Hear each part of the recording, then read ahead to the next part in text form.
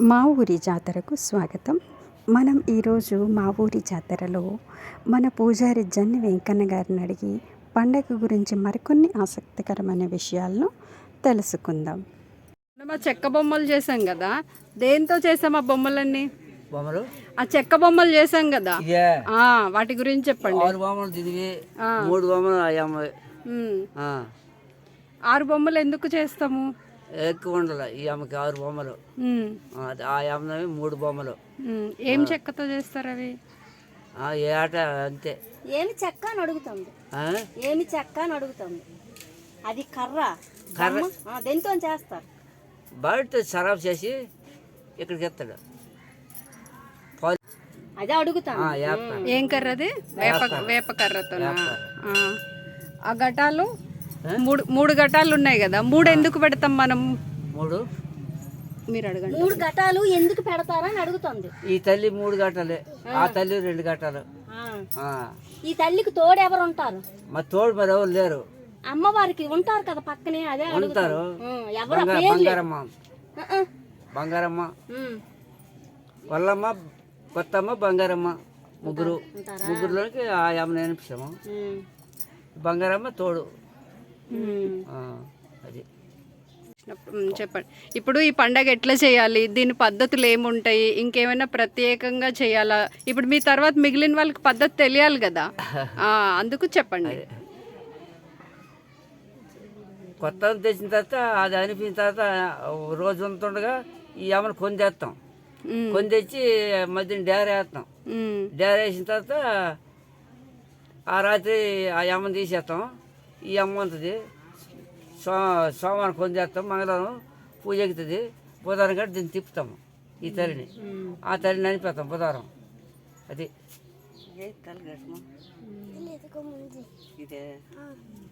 మొత్తం మీరు ఇప్పటి వరకు ఎన్ని పండుగలు చేస్తుంటారు? ఈ పండుగతోటి 3 పండుగలు ఒక వారము చేసాం. ఎన్ని సంవత్సరాలకు ఒకసారి చేశారు? ఆ పండుగ చేసిన తర్వాత ఈ పండుగ ఇప్పుడు వచ్చింది 21 సంవత్సరం అని తెచ్చినాం. ఇప్పుడు తేలేదు, నీళ్ళు చేస్తామని అలాగే ఖచ్చితంగా 21 సంవత్సరం అయిందమ్మా. అప్పుడు పండుగ చేసిన తర్వాత ఈ పండుగ ఇప్పుడు వచ్చింది. ఓకే, ఈనాటికి 21 సంవత్సరం అయింది. ఇది మీరు 3వ పండుగ చేయటం. దీంతో 3వ పండుగ ఒక వారము. మీకేమైనా నియమాలు ఉంటాయా ఇది చేయడానికి? ఏటమ్మా, మీకేమైనా ప్రత్యేకమైన నియమాలు ఉంటాయా, మీరు పాటించాల్సినవి ఏమైనా ఉంటాయా? పాటిస్తారు. ఏం పాటిస్తారు? ఘటాలు తెప్పడము మాదే అంతను. మీ కుటుంబమే మొత్తం రథమంలో ఎక్కడము, ఊరు కట్టడము ఇవన్నీ ఉంటాయి.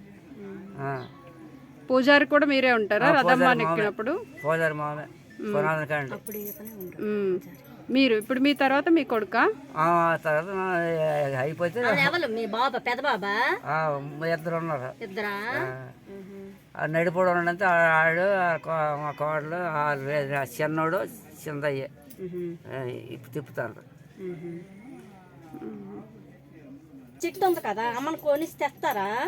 అక్కడికే పోతో తీసుకెళ్తారా? ఆ గుడి ఉంది, కొని తేవడం అంతే. ఆ గుడి వాళ్ళ ఊరు కోసం దూరం గుడి ఉండి ఇక్కడ చేసి బయటనే కొని తెస్తాం. ఇప్పుడు అనపకము చెట్టు దగ్గరికే పట్టుకెళ్తాం. ఆ గుడికి వెళ్తాం.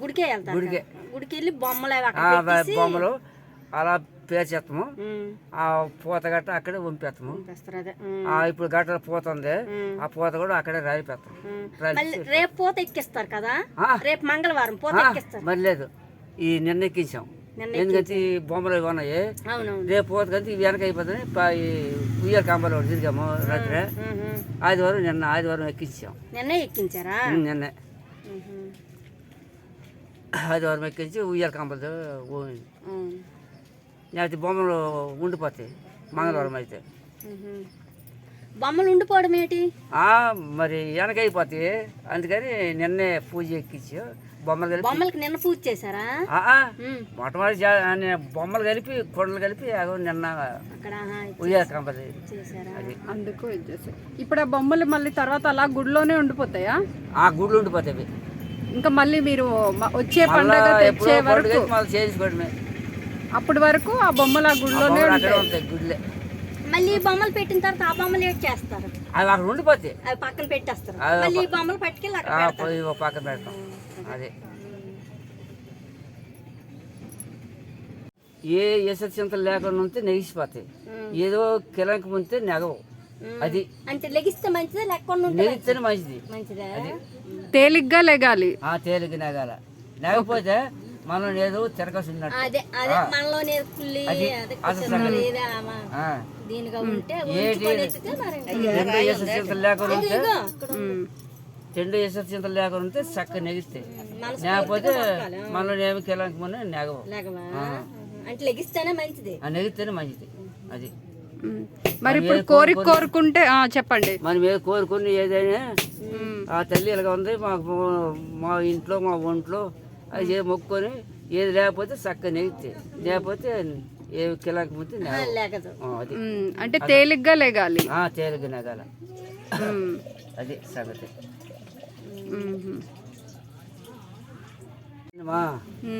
ఒక 6 బత్తలు దొరికాయి. ఎప్పుడు వాళ్ళ కొత్త అమ్మ నుంచి కొత్త 2 బత్తలు 3 బత్తలు దొరికాయి. ఇన్నని ఏమైనా నియమే ఉంటుందా? అందరూ కొంచెం కొంచెం తెచ్చిపోయాలా? అడగండి. అదేం లేదు, ఎవరికి ఎంత కలిగితే ఎవరికి తగ్గట్టు తీసుకొచ్చి ఏమేమి తెచ్చివని నిన్న కింద వెయ్యాలి. అది అదే ఎవరికి ఎన్ని కలిగితే అన్ని వేసుకుంటారు. వాటికి ఏమైనా పేర్లు ఉంటాయా? ఇప్పుడు దీన్ని ఫస్ట్ ఘట్టం ఏమంటున్నారు అలా? వాటికి పేర్లు ఏమైనా ఉంటాయా ఘటాలకి? ఇప్పుడు ఈ ఘటాలు ఉన్నాయా, ఇది ఘటాలకి పేర్లు 3 ఘటాలకి ఏం పేర్లు అని అడుగుతుంది. పేర్లు మరి అమ్మవార్లకి తోడు ఉంటదట. అల్లా పళ్ళు గట్ట పెడతారు. ఇది తల్లి ఘట్టము, అమ్మవారి ఘట్టము. గిల్లి నవ్వులు వేసిన పైసా పరక దల్లి వేస్తారు, పళ్ళు వేస్తారు. ఆ దల్లి పళ్ళు వేస్తారు. అల్లదే అన్నం ఘట్టం ఒకటి. పద్ధతులు అయితే పద్ధతులు అంటే నీకు అప్పుడు నీకు అన్ని తెలుసు, ఇప్పుడు మర్చిపోయావు అన్ని. దీనిగాను తెలిసినవన్నీ చెప్పమంటాం. 21 సంవత్సరం అయింది. ఇప్పుడు తెచ్చామంటే ఏంటి ఒకదానికి ఒక పొందు కావు, చదువుకున్నాడు కాను. అది మన ఊరేలా కట్టాలి. నా దైవాళ్ళకి నమ్మాలా? ఎక్కడే దైవం అడుగుతుందో ఏ దైవం అడుగుతుందో తెలియదు. ఊరు కట్టమని తేలికేది. కడుపులో ఉన్నాడు. కడుపులో ఉంటే ఇక్కడ ఏలాకోల మాట్లాడారు గట్టాలు దించిన తర్వాత కొద్దిగా. ఎప్పుడు? అప్పుడు ఆ పండుగ తెచ్చినప్పుడు, అప్పుడు తెచ్చినప్పుడు గట్టాలు దించి ఏలాకోల మాట్లాడారు. ఈ అమ్మకి అమ్మతల, ఈ అమ్మకి దెయ్యం ఉంది, ఈ దేవత ఉంది, ఇలా అంటుంటే పారిపోయింది కడుపుతోటి. గుడికి వెళ్ళిపోయి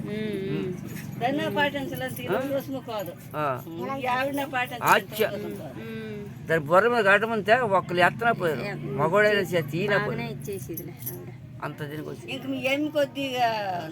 రేపు ఏం చేయాలి? రేపు ఏం కార్యక్రమం ఉంటుంది? సోమవారం ఏముంటది? మంగళవారం ఏం చేయాలి? మంగళవారం మర్యాద చేస్తాం. ఊరిప్పుడు ఇక్కడేవో నాటకం ఏది పెడతారు, అది చూడటము. ఇంకా వీళ్ళు భాగవతం వీళ్ళ పెడతారు, ఆ ఎవరు చూస్తారు. ఈ అమ్మ తిరిగి వచ్చరికి 1 గంట 2 అవుద్ది. తిరిగి వచ్చరికి ఎన్నెల కాదమ్మా. ఇప్పుడు ఇంటింటికి నా ఇంటి రా కాలు కడుతుంది, నా ఇంటి రా కాలు. 2 ఇళ్ళు ఒక్కడనే ఇద్దరు కడక్కున్నారు. ఆ ఇంటి పొదకెళ్తే కడుగుతాను నేను. అందుకు ఆలస్యం అయిపోతుంది. మనం జన్ని వెంకన్న గారిని అడిగి చాలా ఆసక్తికరమైన విషయాలను తెలుసుకున్నాం కదా. ఇందులో మొదటిది తల్లి ఘట్టం. అందులో మనం పళ్ళు, అరిసెలు అలాంటివి వేయాలి. 2వ దాంట్లో అన్నం వేయాలి. 3వ దాంట్లో కూడా పళ్ళు, దక్షిణ ఇటువంటి వాటిని వేయాలి. చూడండి, ఇందులోంచి ఈయన తీసిన వాటిని ప్రసాదంగా మళ్ళీ భక్తులకి ఇస్తూ ఉంటారు. దాన్ని భక్తులు కూడా ఎంతో శుభప్రదమని భావించి ఇంటికి తీసుకుని వెళ్తారు. గ్రామ ప్రజలందరూ కూడా ఆ తల్లి చల్లని దీవెనలతో, ఆయురారోగ్యాలతో, అష్టైశ్వర్యాలతో ఉండాలని మనస్ఫూర్తిగా కోరుకుంటూ, ఆ తల్లి చల్లని దీవెనలతో పండుగ ఎటువంటి ఆటంకాలు లేకుండా అందరూ సంతోషంగా జరుపుకోవాలని అందరం కోరుకుందాం. మరిన్ని ఆసక్తికరమైన విషయాలకి ఛానల్ని సబ్స్క్రైబ్ చేసుకోండి.